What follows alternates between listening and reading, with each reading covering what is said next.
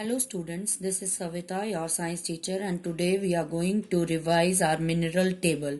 Here we will discuss again about the sources, function, deficiency diseases and symptoms related to your minerals. So in your syllabus, 4 minerals they are given in detail. So one by one we'll go through it and afterwards I'll post some questions related to this. So first mineral is calcium. Sources are milk and milk products, green leafy vegetables. Function is that it is required for your healthy bones and teeth. Deficiency disease is osteoporosis.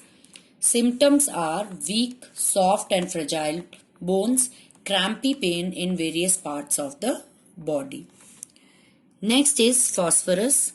Sources are milk, cereals, fish, pulses and meat, etc.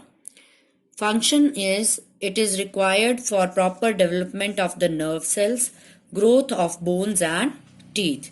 So it has similar function as related to calcium. Deficiency diseases. So in the absence of vitamin D and along with phosphorus in children it causes rickets.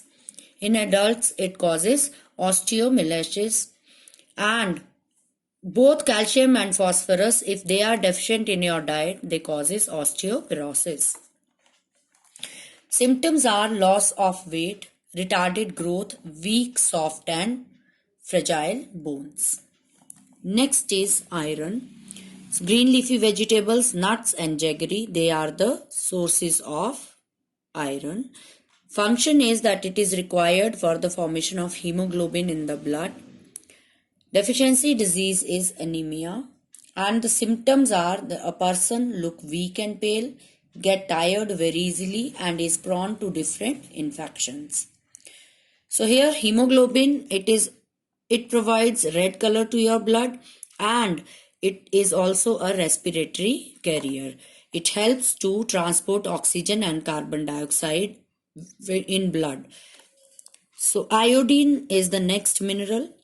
Sources are fruits, vegetables, seafood and iodized salt.